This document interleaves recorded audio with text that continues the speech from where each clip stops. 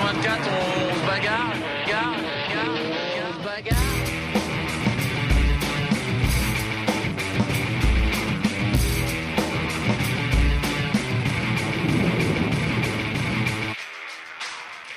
Bonjour à tous et bienvenue dans le journal du Vendée Globe. Au programme aujourd'hui, retour sur les deux arrivées du week-end, celle d'Arnaud Boissière samedi et celle de Bertrand De Broc dimanche. Et puis également des nouvelles des deux skippers toujours en course. Arnaud Boissière, seul skipper à jouer les figures de proue sur son bateau, a franchi la ligne d'arrivée samedi à 15h11. Il a amélioré de 14 jours sa performance de 2009 et il avait réservé au public une petite surprise. Juste avant d'entrer dans le chenal, il s'est changé pour revêtir un costume et c'est sur la musique de James Bond qu'il a fait son entrée dans le chenal sous les yeux de milliers de personnes venues l'applaudir à son arrivée. Pour son deuxième Vendée Globe, le Chaumois d'adoption n'a pas atteint son objectif de terminer dans le top 5, mais il reste très positif et a déjà envie d'y retourner. On l'écoute. J'ai pleuré, j'ai rigolé, je me suis fait des blagues nulles, j'en ai rigolé, j'en ai repleuré parce que c'est prenant à partir 3 mois tout seul, c'est prenant faire tout simplement un tour du monde, c'est prenant arriver à en faire un deuxième Vendée Globe d'affilée et c'est prenant de se dire que même avant d'arriver que c'est décidé, j'en ferai un troisième et que je le fais avant tout pour la passion que j'ai à la mer et aussi parce que tout ce que ça procure, ça procure autour de moi. Je me suis régalé et si je retourne pour le Vendée Globe, c'est pour le Sud, pour le Cap Horn. J'ai vécu un Cap Horn extraordinaire. Et en bonus, vous allez découvrir une autre séquence, celle des retrouvailles de Cali avec Dominique Vavre, dont il a été très proche en course. Il a également retrouvé Mike Golding et Bernard Stamm. Regardez. Ouais, excellent. Extra. Bravo super, mon gars, ouais. C'était super, c'était chiant cet Atlantique, c'était moins beau que le Sud, on en a chié mais ça valait la peine. Ouais, évidemment on s'écrivait tous les 2 jours à peu près, tous les 2 jours un petit mot. On est devenus correspondants, tu sais, voilà, comme les universitaires. 2-3 petits mots, comment ça va? Bah c'est dur hein là, et toi le long du Brésil? On en chie avec la vague, hein, c'est vraiment chiant, hein. Oh là là. Puis les pilotes ça tient pas bien. Hein.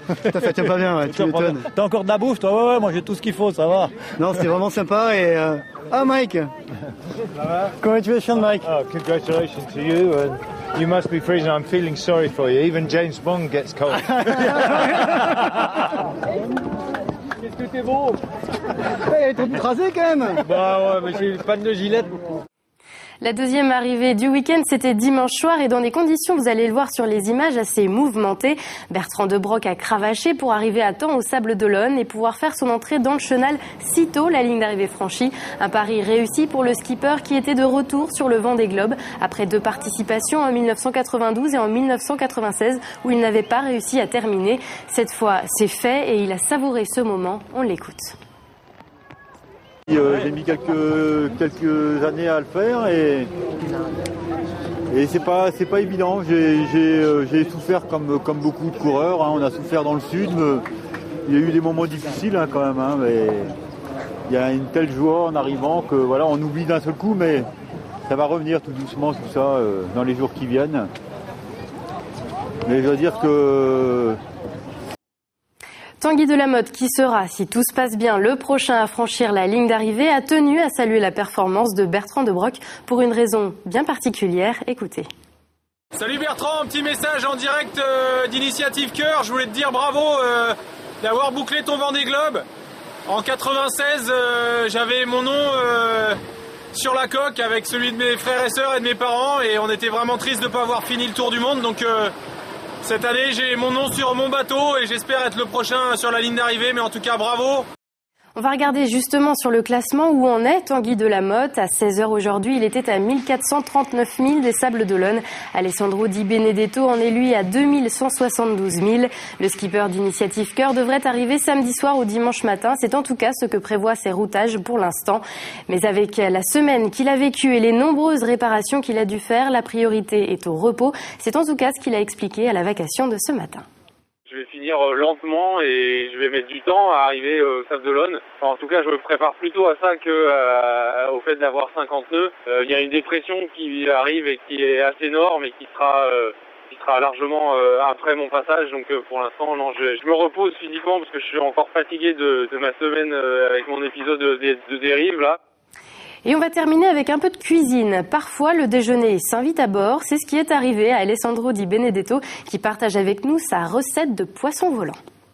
Avec le vent les poissons volants ont plus de chances de s'élever de la surface de l'eau et monter à bord. Voilà. Ça c'est par exemple, ça c'est un joli poisson et que je vais cuire. Ça va être mon repas. Je vais nettoyer, j'ai enlevé les parties internes, je vais le couper en deux. Je vais le faire comme ça, tout simplement sur le feu. Quelques minutes et il est prêt parce que la chair elle est vraiment très tendre. Et les deux petits poissons sont prêts. Et à table.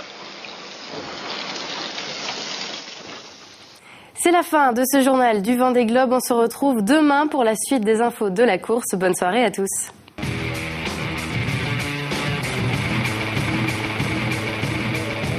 24 heures sur 24, on se bagarre.